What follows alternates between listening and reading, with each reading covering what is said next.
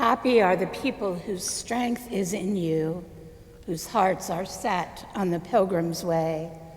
Those who go through the desolate valley will find it a place of springs, for the early rains have covered it with pools of water. In the name of God, the source of the water of life. Amen.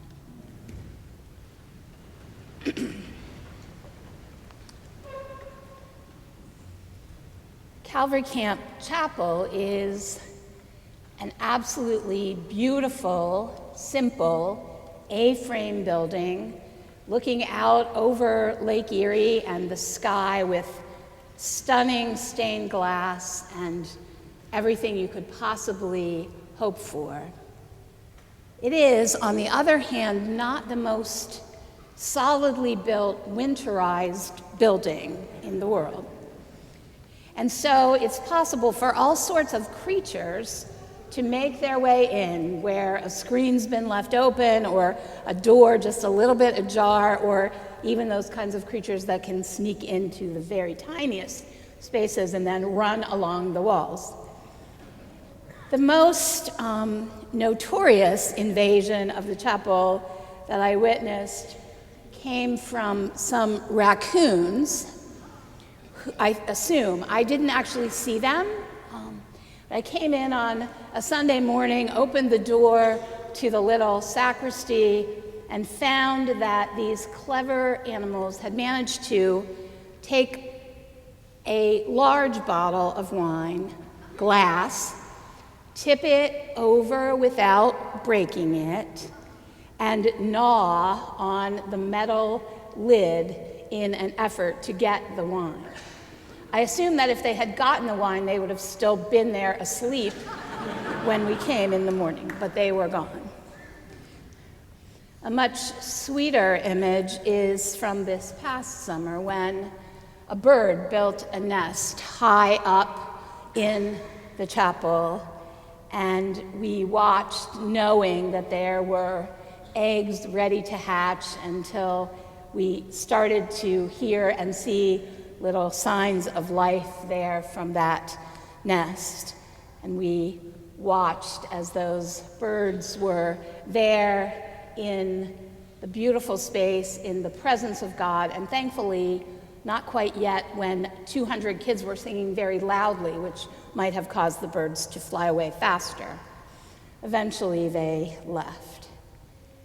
The image of birds making a home and nesting by the temple, by the holiest place of God, is important to the psalmist as he describes what it means to be at home in that place.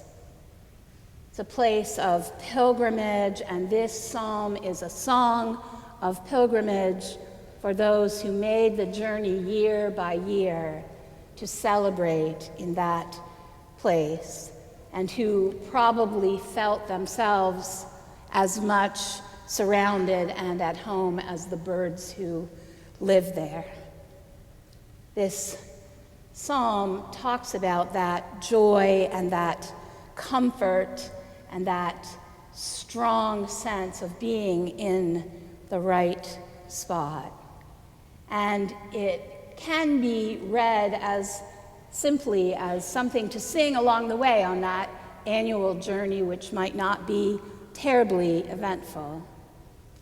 It's also a song for all of us who are pilgrims on the journey of life, pilgrims along a way that is not always so direct and quick and easy as even the trek to Jerusalem would have been.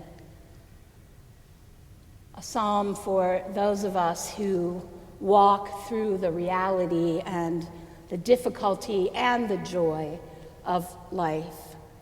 And this psalm recognizes that those things are true and real.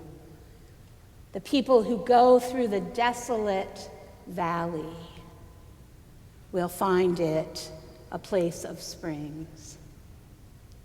We know what desolation looks like. For us today in this city, in this place, we remember the desolation that happened with the attack on Tree of Life. And we feel still the sadness and the recovery from that event. We know that institutions that were once assumed to be absolutely safe are not, either because of overt prejudice and hate, or just because the world is a more dangerous place. Schools, houses of worship, places of gathering are no longer safe from that kind of absolute devastation that comes to them.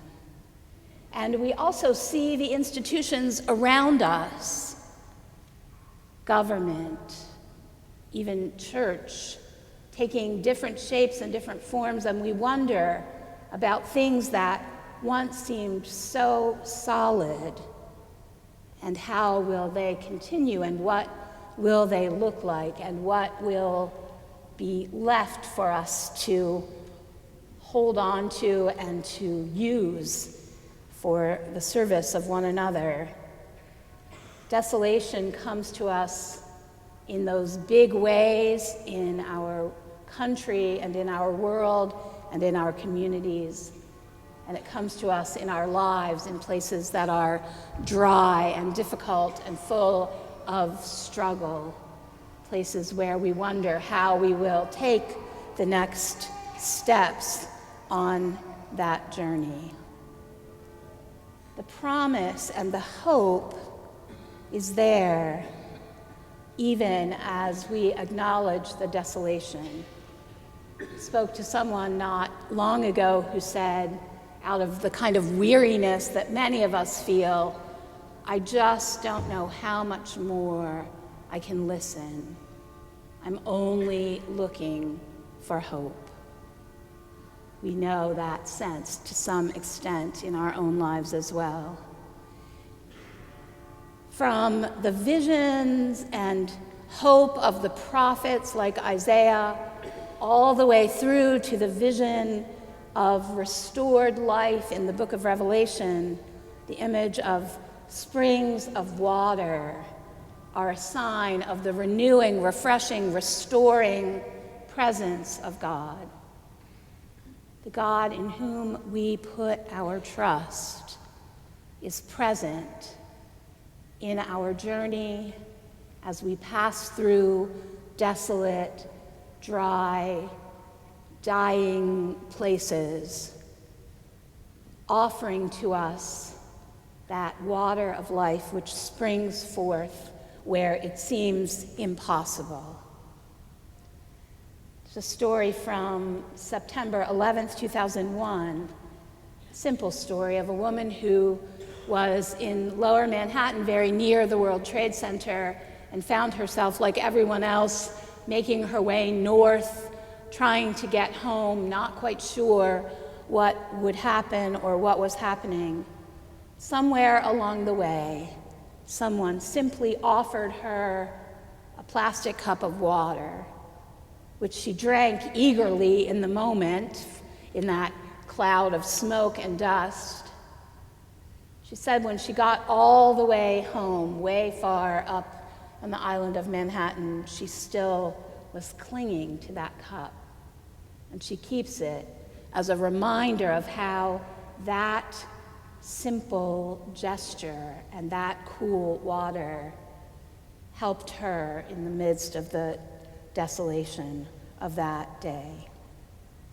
We acknowledge that we are all on a pilgrimage that can be long, and that we want and need to be refreshed by those springs of water, by those places where we can receive help and hope.